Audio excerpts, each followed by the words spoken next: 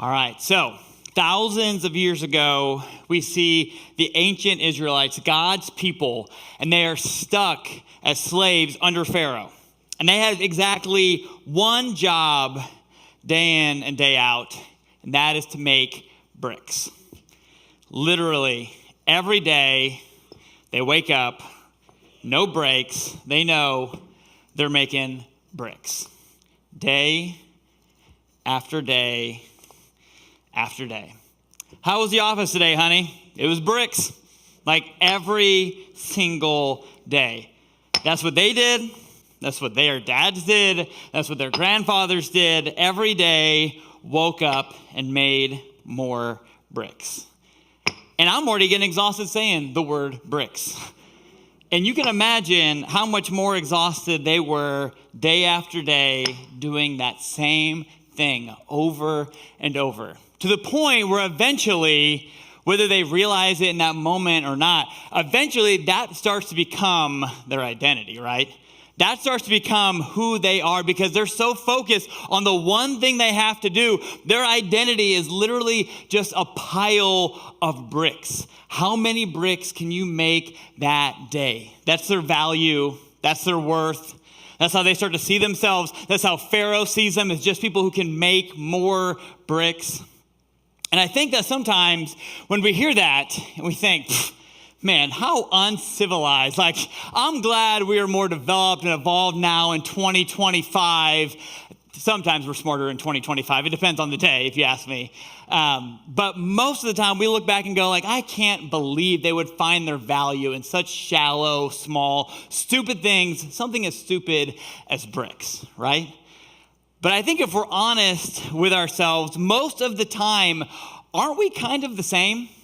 Like, our bricks just look a little bit different than this now.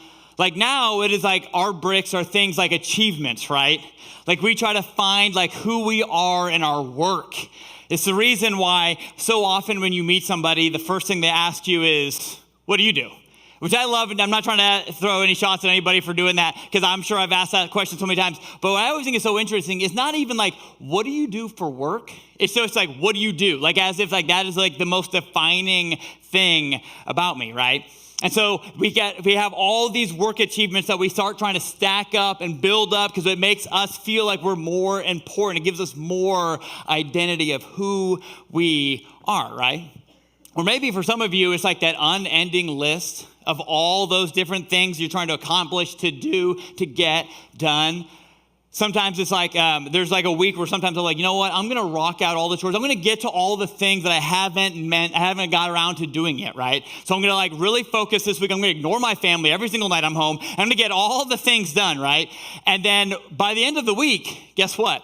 I may have got all the things done and I've stacked up a lot of bricks, but all of a sudden I realize, I didn't get the gutters. I didn't even think about that. I probably should clean all these other things. There's that scuff on like that entryway in the hallway, and I haven't done anything with that. All of a sudden, that list starts to get longer. It's almost like those bricks continue to just stack up and just get to this place where like people ask you like, hey, what have you been doing? Nah, been busy. Like the classic answer, right? And one of my favorite things to do right now is when someone tells me they've been busy is just go, what have you been busy doing? And almost every time they kind of just stare at me awkwardly like, just stuff, right? Like we're so busy doing so many different things that feels like we kind of don't even realize like what we're doing. We're almost like the zombies going through the motion. And then there's also things like our hobbies, right? The things that we like to do that feel like they're still just more achievements, more things to do. I got into running a few years ago and I was like practicing for this one race.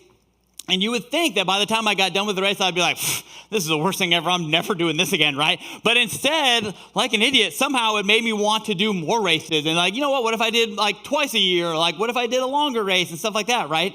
It's almost like there's like this weird desire that we all have for more, to continue to just build more bricks in our life. We just have this desire for more. It's almost like Saint Mick of Jagger, the famous theologian, who said, I can't get no satisfaction, right? Like you feel that. That's how it feels. There's always more things that we want, right? And then sometimes maybe it's not just achievements. Maybe for you, it's accumulation, right? It's like getting more. Maybe sometimes it's things. Maybe it's more money. We want more stacks of money to be able to put down, to be able to say like, oh yes, this is how important I am.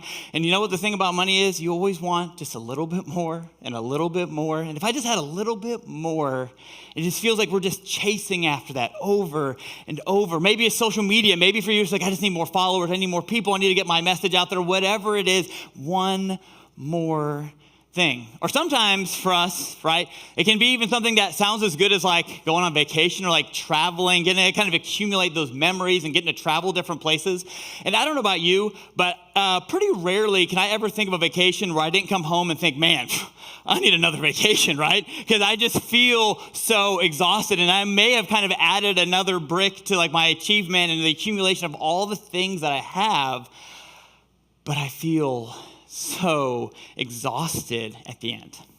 So for you, as we get going this morning, what are some of those bricks in your life? What are some of those things that like you don't even really normally think about, but they kind of start to identify you? The things that you are just like focused on all the time. Maybe it's work. Maybe it's a hobby that is taking up all your time. Maybe it's that list that you think is going to end someday. Let me tell you, spoiler alert, it doesn't. It's going to continue to grow. There's always more things to do. Maybe it's that thing you've been trying to get more of. You're like, if I just had a little bit more. What are those things in your life that maybe aren't necessarily bad things on their own, but have now started to define who you are? And the thing about this is when we are so focused on just continuing to gather more bricks in our lives, to get more and more things, more and more experiences, what happens is kind of what I think all of us feel, right? Like we just feel exhausted all the time. We feel anxious. We feel frustrated. And some of you are like, I got like 8 hours of sleep last night and I still feel exhausted the next day, right? We're like, we think that's going to cure it and it doesn't. And if we ask you how you feel, you'd even say like, yeah, kind of just feel tired. And I don't think, we say tired, but I don't think we really mean tired. Because if you're tired and you take a nap, guess what? You're feeling great again, right? And for most of us, I would bet that if you take a nap, even today, you're still going to wake up and go, yeah, tired. Right? There's something deeper going on. And to be honest, kind of maybe for like a lack of a better term, in my mind, it's kind of just like, it's almost like we're running on empty, right? It's like we have this car that just has no more gas. And unfortunately, if you know, this has ever happened to you before, if you run out of gas and you just turn your car off and then wait 5 minutes and turn it back on, the gas still ain't there, right? It ain't just gonna magically come back. You have to do something to fill that tank back up. And I think so many of us are just kind of going through the motions because we're so exhausted. We're so tired on like this deeper level, both physically and emotionally and spiritually, mentally. All these things are just feeling like they're just weighing on us all the time. And whenever we talk about being tired, there's this Bible verse that I think about. It's kind of maybe like one of Jesus's greatest hits. Like even if you didn't grow up in church, there's a good chance you've probably heard this verse before because it's kind of one of the things that Jesus is most well known for. And I want to read it for you real quick. It says this: "Come to me, all you who are weary and burdened, and I will give you rest. Take my yoke upon you, learn from me. For I am gentle and humble in heart, and you will find rest for your souls. For my yoke is easy and my burden is light." And I know we've talked about this in earlier parts of this series, but I want to kind of just pause on this for a moment because I think sometimes we hear this and we don't always believe it. Because we're like, man, this sounds really good, Jesus, but man, I'm still tired. I'm still exhausted all the time. And what I want to kind of do is just pause real quick and just look at a couple of those words in this and kind of how it kind of shapes and changes. Maybe we misunderstand what this is really, what Jesus is telling us in this moment. Because it says, "Come to me, all you who are weary." And if you're anything like me, generally when I hear the word weary, I could basically just replace that with very tired. I think like that's how I translate it in my mind. I'm like, oh yeah, you're not tired. You're very tired, right? Like that's just like the next level of tired. But actually the Greek word that he is going for here is kapos. And actually would have meant literally like a beating with grief and sorrow, right? Like this intense labor with toil and trouble, right? It's something so much deeper than just like I'm tired from like a long week at work. It's like almost everything else in life. It's almost like Jesus is saying like, yeah, life is hard. It's almost like that feeling that we have like when like work is just really exhausting. And then you also have maybe some broken relationships in your life that you haven't quite figured out yet. And now you also have like some undealt with emotions that are going on in your life. And maybe there's like some pain that's going on. And instead of actually getting time to like work on any of these things, it feels like they just build up day after day, week after week, month after month. And some of us, it's been years. And we have just felt like this just tired exhaustion day after day. And it just doesn't ever end. Day after day, having these same emotions. And then he says, come to me, all you who are weary and burdened, and I will give you rest. Which sounds really great, right? And I think a lot of us are like, oh yeah, Jesus, we're weary, we have this, and then Jesus is going to give us this rest. And then he says this thing that sounds crazy in the moment. He says, take my yoke upon you. If you know what a yoke is, go ahead, throw up this picture. It's like this big tool that they would have put on beasts of burden to kind of basically work together to be able to do the work. And so at least when you first hear this, it kind of sounds like Jesus saying, hey, if you're tired, come to me and I'm going to give you more stuff to do, right? Let me go give you more work on top of the work that you're already feeling exhausted with. But I think for us, one of the ways that maybe we could better understand this, and maybe what Jesus is getting at instead, is maybe isn't, hey, have more work. But what if instead, because when you have a yoke on, you have to go at the same pace as the other animal, right? What if Jesus is saying like, no. You're so focused on all these bricks. You're so focused on all these things you're trying to achieve. Slow down and live your life at my pace, at a different pace. And that's what we've been talking about through the series. We've been in this series called The Rest of Your Life. And we've kind of been just talking about like what it looks like to kind of slow down in our lives. One of the big things that we've been talking about is this book called The Ruthless Elimination of Hurry by John Mark Comer. I know we've talked about it every single week. I have to do it again. Just for the record, it is such a good book. And if you're an audiobook person, it's literally 5 hours long. Like I was telling my wife this week, I think it's so good. I feel like every year I need to reread it. And like for an audiobook, like you can knock that out in an afternoon, 5 hours, and you're like, you know what? I read a book and it's still January, right? Like you can easily make that like a goal. So if you haven't checked that out, you absolutely should. But through this series, 2 weeks ago, we talked about kind of like what it would look like to kind of just slow down, like in our lives, what it looks like to not try to go so fast all the time.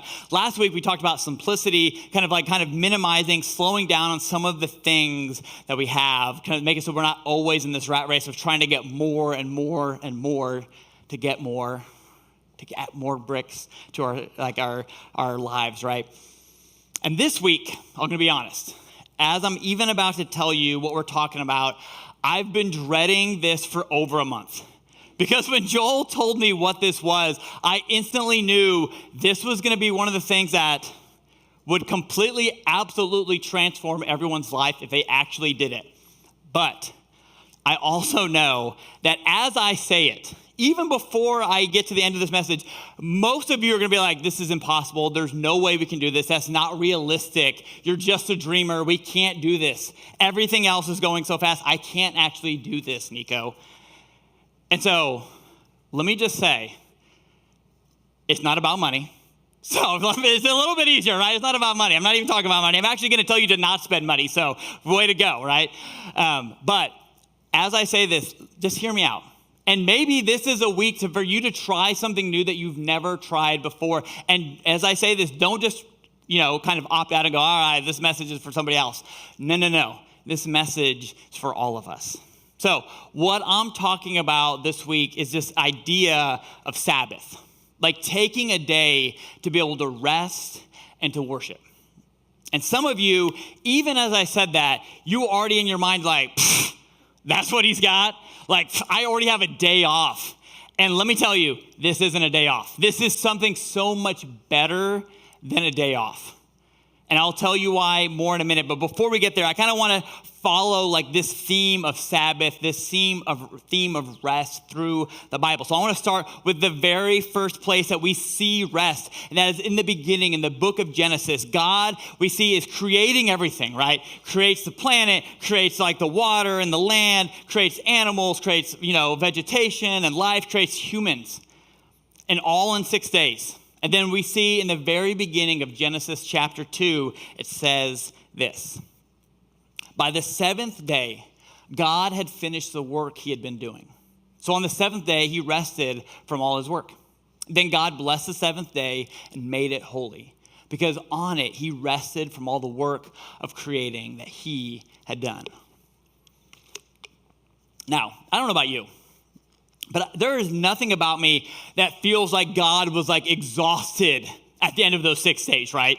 Like he wasn't going, oh, man, I made a good creation. I'm exhausted. I need a break. I can't do this anymore, right? Like sweating. Like he literally spoke life by just like speaking words, right? Like this isn't where that's not why he is resting in this moment.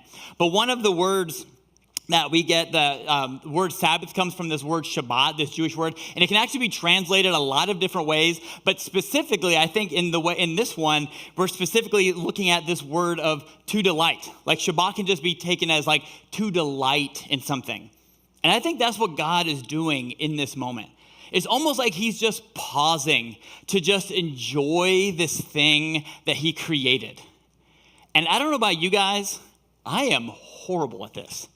Like as soon as something good happens, I'm all about like taking a moment to celebrate, to like go like, yeah, let's go. We won the big game, whatever it is. And as soon as that moment's over, like, all right, what's the next thing we're doing? Let's go add more bricks to our pile. Let's go more and get more things done so we can add more things to our already really full lives, right? This isn't God being tired. This is God just taking a moment to just enjoy what is already here. When I think of like to delight in something, I think of little kids. Because I'll be honest, I feel like the older I've gotten, the less I naturally do this. It's one of those things you have to like work at more. But it's almost like we become numb to like just enjoying and delighting in things. But I think of like I have a daughter who's 5. And man, let me tell you, you don't have to tell her to delight in things. Like it's so natural for her. Like she can be like every morning like, Dad, it's snowing. And like, it's like one flake coming down. Like, it's like, I wouldn't even count this as a snow. And she is so excited, right? Or like around Christmas time, she loves looking at all the lights. Like I could literally just go like, hey, let's go drive around and look for lights. And she would do it all day long and be so excited. Every set of lights, she's like acting like this is the first light she's ever seen. And it's amazing, right? We have like kind of in our neighborhood, there's like this weird little side street that has like, it's not even really flowers. It's like wild, this like vegetation that's mostly just weeds and maybe a couple flowers. Let me tell you, if I go, hey, you want to go check out the flowers? She loves to go look at those flowers. And I'm like, these aren't even cool looking. But she delights in every moment of it, right? Like, I don't have to try to convince her into it. If I had a piece of candy right now and I walked back there in Bridgeway Kids and said, hey, I got some candy, let me tell you, she's going to be excited like that's the first piece of candy she's ever had in her life. Like, I don't have to convince her to delight in things. But I think for us, so often we get so busy on trying to collect more bricks, to make more bricks, to do the next thing, that we don't really take time to just delight, to just enjoy the things that are already around us. And we make all kinds of excuses, right? Like, oh, well, I can't just do that, like, right? Like, I'm too busy. And I pause you right there and say, God rested. Right? Like, oh, but like I can't, you don't understand. Like I'm the kind of personality that can't just sit still. I have to be doing things. God rested. But it's not in my personality like I'm an extrovert. Like I got to be talking to people. I got to be doing things. God rested. Like any excuse that you want to make, guess what? God rested. And we don't just see it in creation. We also see it with the Israelites. Again, remember, they had found their identity in these bricks. They had found their identity in what they were making for so long. And then out of like this crazy scenario, you've probably seen movies about it before. It's a very, very Hollywood movie. He sets the people free. God sets his people free. And they're going through the desert. They're going to this promised land that God was going to give them. And on the way, they stop for him to give them the 10 commandments. Basically like these 10 rules. Like this is how you're going to live your best life. And this one I think is really interesting because he gives them Sabbath as a command. Let's throw that up here real quick. Exodus 20, verse 8. He says, remember the Sabbath day by keeping it holy. So he's already like, hey, I got literally 10 rules for you, and this is one of the top 10, which I think is crazy. This is not what I would have put in my top 10, right? But this is what God gives them as their top 10. But what is really interesting is it's the only commandment that has like a reason why for it. It's almost like God kind of already knew, like, don't kill each other. Like that feels like you could probably figure this out why this is going to lead to bad things, right? But no, instead, this is the only one that he goes, and here's why. This is what he says. For in 6 days the Lord made the heavens and the earth, the sea, and all that is in them. But he rested on the seventh day. Therefore, the Lord blessed the Sabbath day and made it holy. It's almost like he's like, hey, do this because God did it. And you're going to try to think of every excuse to not do this. Do it anyways. And this is why. And there's so many things I want to pull out of this. The first one is just, again, going back to that word Sabbath. Remember, it has the word Shabbat as kind of its root word. And not only does it mean to delight, but it can also be translated as to stop. It's like he's literally telling them, stop. Like in the busyness of this world, instead of just always focusing on what the next thing you can achieve, what the next thing you can accumulate is, what that next brick is for you, instead he's saying, stop working. Take a day to just stop desiring. Take a day to just stop wanting, to stop achieving, to stop just doing more. And I think it's really interesting that it even says, remember the Sabbath day by keeping it holy. It's almost like he's like, hey, you're going to forget to do this. You're going to be so caught up in all these other things. You're going to be caught up in all these bricks that you want to achieve because it's unending and there's always more that you can make, that you're going to miss out on what's really happening here. Remember to do this because it's not going to be what your natural, normal bent is. And I love this because it feels like God is like trying to remind them that their value, their worth isn't in what they accomplish or what they achieve. Their value is that they are loved as they are in that moment. And the same is true for us. Because we still have that same tendency to continue to just look for other things for our identity, for who we are. It's almost like God is just going like, this rest is a reminder that you aren't what we do. You aren't what you do. And we aren't what we do. Rest reminds us of who we are every single time. Because when we're doing things, it's real easy to find like we have a lot of worth, right? But as soon as we stop and rest, that's when we realize who we really are.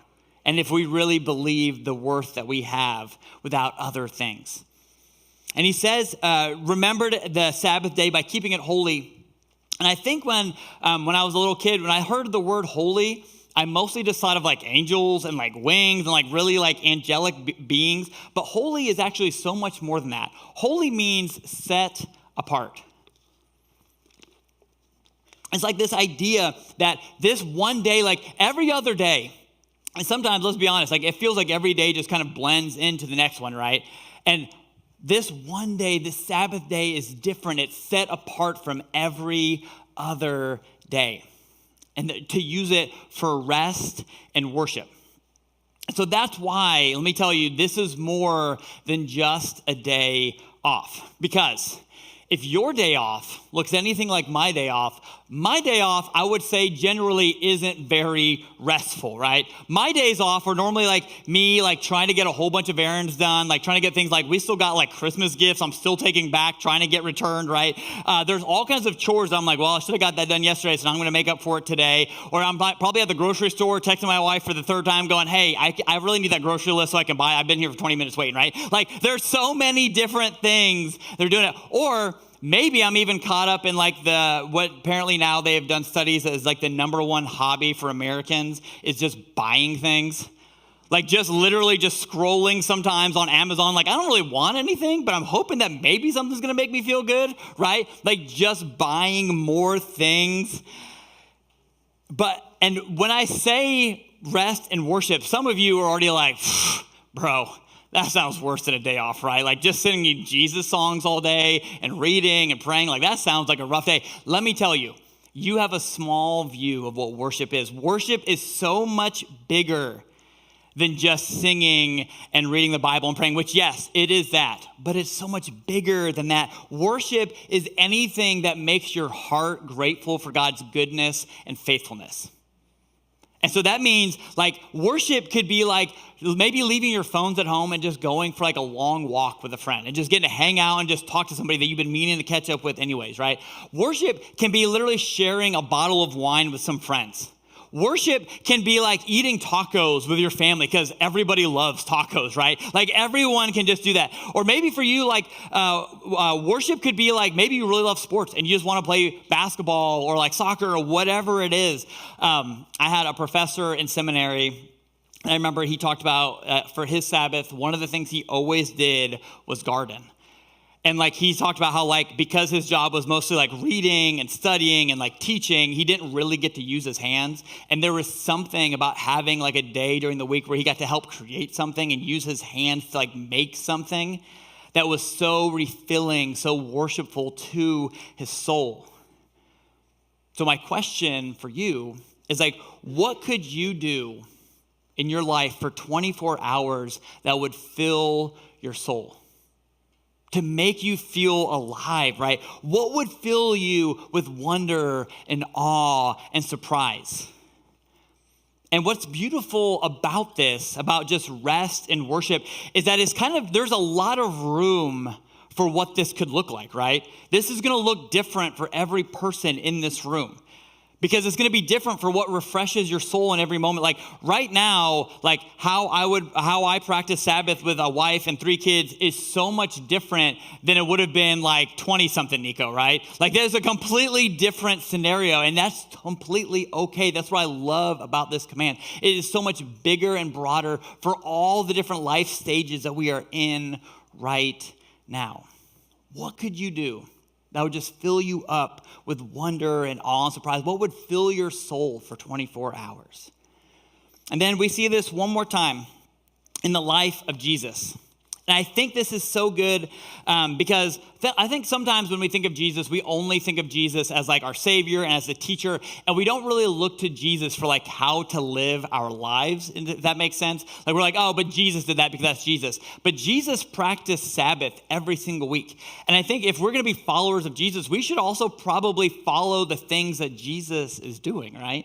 And so Jesus practiced Sabbath, and we even see this thing that he says where like it's him and his disciples, and they're walking through like a field on the Sabbath, just talking, and they realize they get hungry. And so then they kind of just start picking some of the food off of like the crops that are around them. And they instantly get caught by like these Pharisees, kind of like these religious leaders at the time. And when they catch them, they're like, hey, you can't do that on the Sabbath. And Jesus has this remark that I think is so interesting because the way that our culture sees this now is actually, it means almost a complete opposite for them as it meant for us, but it is still true either way. Because in their time, they had all kinds of rules around like the Sabbath and all the different things you could and couldn't do. You could only take a certain amount of steps. It was this whole thing. But Jesus says this: the Sabbath was made for man, not man for the Sabbath.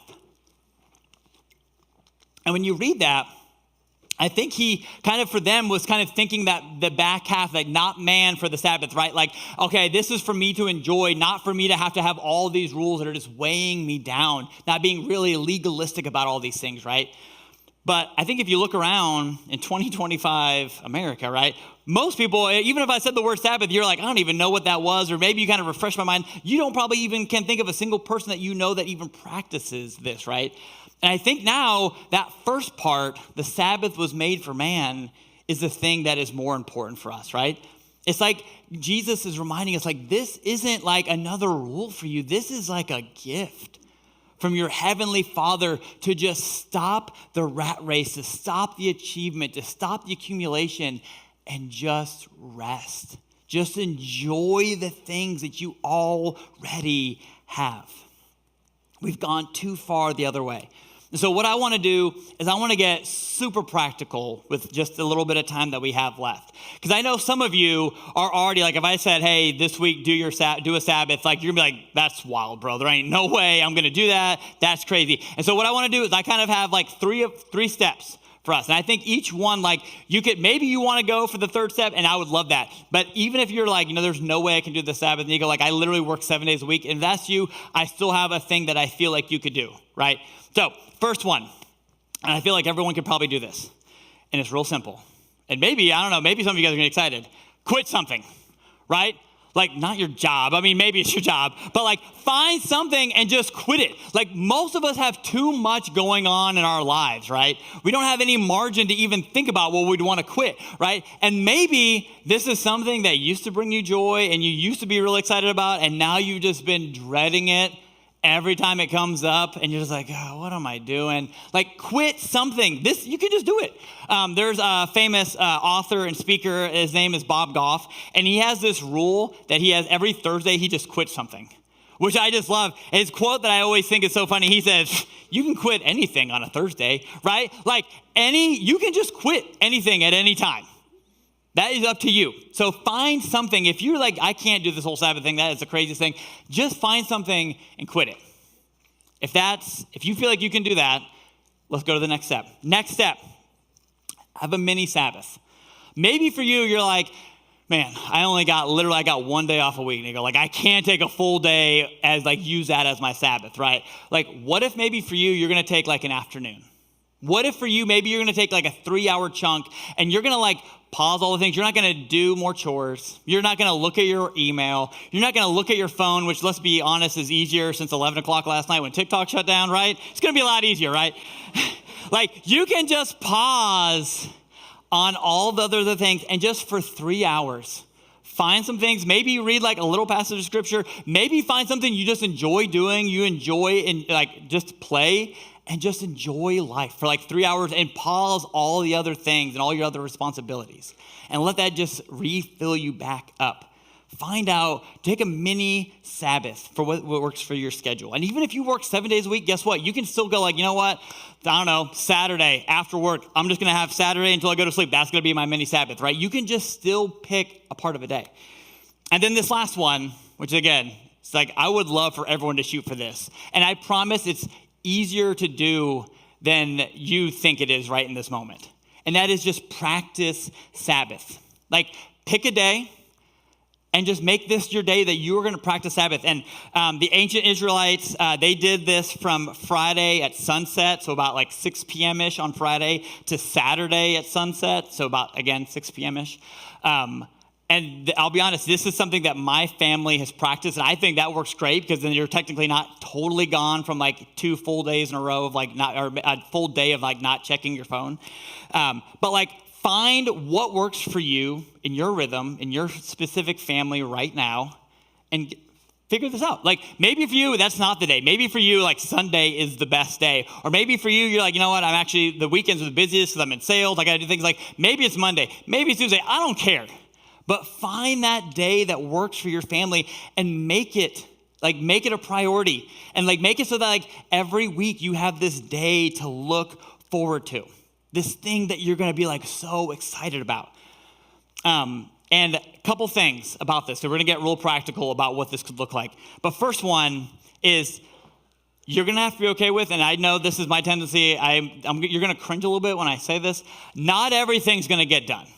Some of your chores are going to get left behind, right? Like me and my family, we practiced Sabbath this week, and it was like Friday, and I was like trying to hurry and finish up all my daughter's laundry, and like I had got to a point where I was like a basket and a half still to go, and I'm like, I can't do this all before sundown, and so then I literally just put all the laundry in a basket and threw it back in the laundry room, right? And just said, you know what, that's still gonna be there. Like no one else is gonna come do the right? Nobody wants to come out and do all our laundry. All right, yeah, the laundry's still gonna be there. Guess what? It's not going anywhere. And I'm okay. And I'll probably, I don't know, maybe I'll get to it on Tuesday. I don't know what day I'm going to get to it. But one of these days, I'll get back to it. So you have to be okay with not everything getting done, or else your whole Sabbath is just going to be spent getting more chores done. And we're not doing chores on the Sabbath. And the second thing is, just like anything else, the reason I say practice Sabbath is because you're going to get better at it. I don't know about you guys. I have never done anything the very first time and was really good at it. And to be honest, there's been most things I've been practicing my whole life, and I'm still kind of bad at it anyways, right? Like, there are just most things in life you got to practice to get better. So some of you are going to be like, man, it's really hard to practice, like maybe not buying things on a certain day, to actually rest, to be able to worship. And guess what? You might not do that great this week. Give it another try, because I guarantee the next week you'll learn, you'll get better at it, you'll get better at it, you'll get better at it, right? For us, just to kind of share with you a little bit of our story, me and my wife and our two boys, it was before our daughter Junia was born, we used to practice this for years. And like, it was like, to be honest, like it was like literally our favorite day of the week. It was like that thing where like, I remember like Friday after school, it would be almost like we were all like a team getting together, like, all right, what chores need to be done real quick so we can just rest? Because let me tell you, when you tell your kids they got no chores for 24 hours, they love it, right? They're willing to do some crazy things to try to make sure that happens. And so it was like one of those things. And then on that day, we could just relax. We can just enjoy hanging out. We could do things that maybe through the week we didn't have time to do. And it didn't always go right. Like my kids were in travel sports. There were sometimes where like, man, I'll be honest, like getting ready and then spending a whole day out of town, like at a game, isn't always the most relaxing thing. And I'll be honest, like those weeks were a little bit harder than others. But outside of travel season, man, it was literally the best day of our weeks. And so I just have just some real small, like at least from us, tips and ways that we have done it, because we kind of fell off on it, to be honest. Like it was one of those things, like we did it for years, and then we were talking about it this week, and I can't remember why we stopped. I think it was like something to do with like 2020, where we were all stuck at home together anyways. And like I had like literally like a 3-month period where I didn't have a job. And like when you have no job, it's kind of weird to say like, I'm going to take a Sabbath. I got to take a break from no working, which is still true for the record, but it feels funny to say it out loud. But we kind of fell off of it. And so the few things that I would say, just as super practical things, is like we're big fans of like paper plates and like plastic silverware that we would literally just pull out for Sabbath so that we didn't even have to do dishes. We were big fans of I love Sam's Club's enchiladas because they're literally pre-made and we just throw them in the oven, or like crock pot meals, things that you don't have to make a big meal, like sandwiches, right? Just easy things to pre-think. Because again, if you're trying to make this something that like you're not spending, you're not adding more things to your life, you want to kind of try to pre-think, just like Thanksgiving, right? We know the stores are going to be closed. You got to pre-think what you're going to have that day. And phones, again, maybe for some of you, like me and my wife have different, like she wants to still have her phone all day during Sabbath, and I totally get that. I am more like, I would like rather have my phone kind of like on the charger. So like, yes, I can still get my phone if I really need it, but I'm like going to have to like awkwardly stand by the wall as I'm using it. So it makes me just use it less, right? So for you, figure out what that looks like. And let me just share with you, because we, again, started back up just this week, and our plan is to continue to Sabbath. Let me just give you a little picture of what it looked like at our house yesterday. We read the Bible, we prayed, I read books, and they were just like, literally just like things I'm just interested in, had nothing to do with like learning or growing. Played dolls with my daughter, watched a basketball game because go Purdue, boiler up. Played board games together, took a walk, even though it was so cold and it hurt. Took time to just be able to talk and hang out. I took a nap. I think technically I took 2 naps. One of them was way shorter, but I think it still counts. Played games. Right? Like, and there was a point where like my wife and daughter were like doing watercolor together, and like just not having to constantly have this phone just constantly ding us to tell us what the next thing we were doing is. And let me tell you, on this side, I feel more relaxed, more energized than I have felt in years. And that was just from one day of practicing Sabbath. So let me challenge you guys. What would it look like if you practice that this week? Try something new. And again, you're not going to get it right the first time. That's okay. Like, what's the worst thing that could happen? That you go like, oh man, it was pretty relaxing, but not as relaxing as I thought, right? Like, that's the worst thing that could happen. It is, I promise. Like, make this like a thing that you want to strive for. Pick a day like today, before, like when you're leaving on the drive home, talk to your family, figure out what that day is going to be for your family, and make it happen. I promise it will be life-changing for you to just slow down. And this last thing, because I think this is maybe the unspoken thing that we all kind of feel, is that you're not that important. I'm sorry if that hurt your feelings. I'm sure everyone's important in some ways, but you're not, right? I feel the same thing. Like every time I'm not here on a Sunday morning, like I'm always panicked, like the whole kids wing or so whatever is just going to crumble. And like people are just going to be running into each other, not knowing what to do. Like, oh man, I wish Niko was here. And let me tell you, every time I'm gone and I get back, everyone's like, oh, I didn't even realize you were gone, right? Like nobody cares. And that's the same for you. Like you are not as important as you think you are. You can take a day off to not buy things, to just enjoy what you have and just get to worship our amazing God. And I promise you, it'll change your life. I promise you. And all of a sudden, you're going to realize the reason you're feeling so exhausted and so tired is because you've been so focused on just adding more bricks to your life. You haven't actually had time to just rest and enjoy God and what he's given you. So I want to end us with just this last, I want to read through this passage again that hopefully gives you more, you see it in a new angle now. And hopefully it's going to just be this reminder of how you can live differently this week when you practice Sabbath. Come to me, all you who are weary and burdened, and I will give you rest. Take my yoke upon you and learn from me, for I am gentle and humble in heart, and you will find rest for your souls. For my yoke is easy, my burden is light.